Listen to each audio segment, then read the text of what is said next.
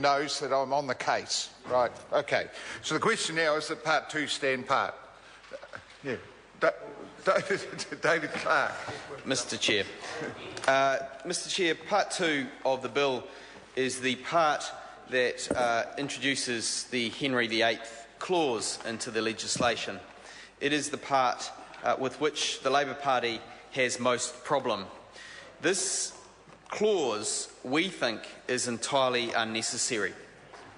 It is a clause that is appropriate, perhaps in a situation like that of the Canterbury earthquake. We noticed that the Labor Party joined in supporting giving Jerry Brownlee powers that became known as those of an earthquake czar. We can debate hither and yon about how well those powers have been applied, but what seems clear is that in such an emergency situation, having powers beyond those that would normally be at the discretion of ministers is entirely appropriate, and the judgment of Parliament is that it's appropriate in those circumstances to give Henry VIII powers to make law, essentially, without reference to the Parliament. Now, in this bill, which we are now debating, we have Clause 39, Subclause 4, which inserts a regulation-making power and gives the Minister discretion to implement or not implement legislation according to any technical hitches. The officials who serviced our committee were excellent, I have to say, and they did a very good job of servicing our questions, of answering our queries, and of trying to come to grips with the concerns of members around the committee. And if I take one example, we had great concerns about where overseas borrowers were located and wished to know where they might be and what the likelihood of collecting tax from them was. I'll come back to that point, Mr Chair, but one thing they shared with us in response to our inquiries about the Henry VIII clause was that indeed it was primarily there as a backstop should the computer system not be able to implement legislation. And that's a huge admission.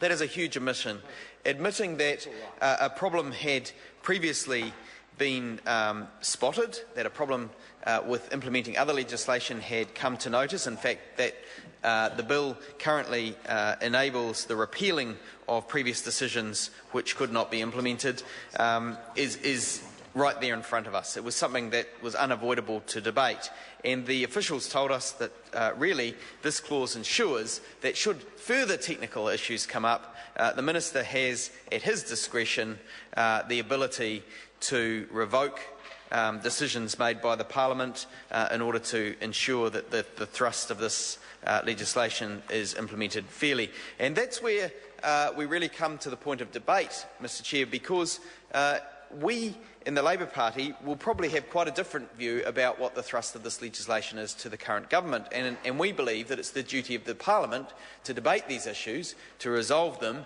and to pass law that has been overseen, that has been scrutinised by parliamentarians on behalf of the taxpayer. That's what we're here paid to do as our jobs, to make sure that the best possible law is created. This clause, while entirely appropriate in an emergency situation where the Parliament wouldn't have time to sit and meet, seems entirely inappropriate in a situation for which there is no particular hurry. The government could come back to this House should it wish to repeal yet more of its decisions, could bring them to the Parliament and explain that it's been unable to implement them, as it has done in this legislation, and come back with a different set of recommendations that it could implement that it thought were roughly in line with the original intention of the Act. Now, Mr Chair, the overarching point I'm making here is that there are different ways and means of repealing legislation. What we have here is a draconian measure inserted into a piece of law where it's not needed. In fact, where it's inadvisable. And we had the legal advisers also in committee warning us that this is an unusual but increasing trend in government legislation. It was a very rarely used measure in days gone past, and is increasingly being used by this government as it passes legislation and runs up against troubles, and particularly, Mr. Chair, particularly in the area of student loans, and particularly in the area of tax collection.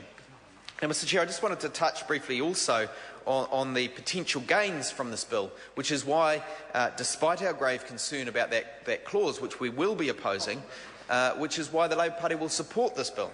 And it goes back to the comment I made in the first part of the legislation, which was around the frustration many New Zealand borrowers feel when repaying their loans as they look across the Tasman and further afield and see that their compatriots abroad are not paying their fair share.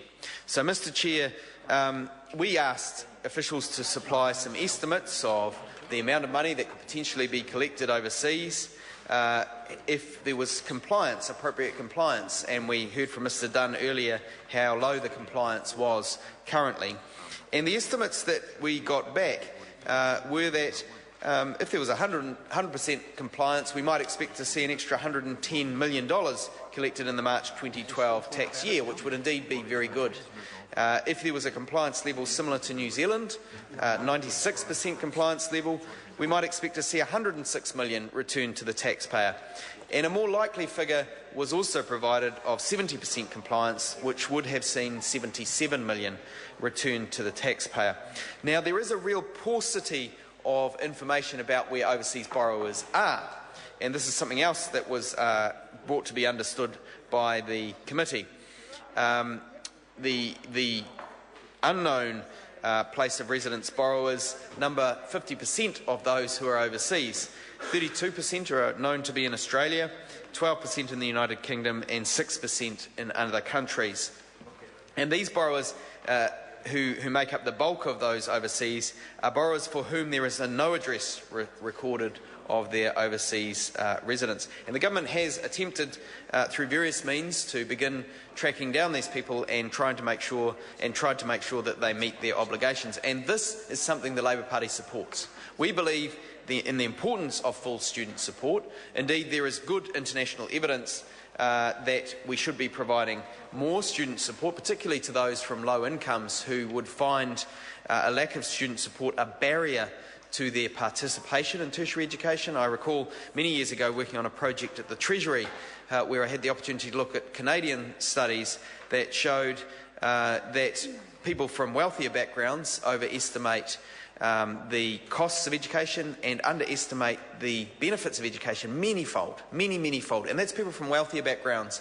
Those from poorer backgrounds, by a factor of 10 more, nearly underestimate the benefits because people fail to understand compound interest and overestimate the costs because they are perceived as a huge barrier. And there's a Nobel-winning research that suggests that for those who are talented students from lower socioeconomic backgrounds, that in fact the state should pay the whole amount of their tuition, because not only is that better for the individuals concerned, but it also is better for their families, and it also is better for the society as a whole because GDP goes up, Mr Goldsmith, and we are all better off because of that if we grow the economy. This government is so unfamiliar with growing the economy that this may be a challenging concept to wrap one's head around on the other side of the house. But it's true that if we grew the economy, we could afford better social services and we could continue to move towards providing free education from which we all benefit, not only economically but also socially.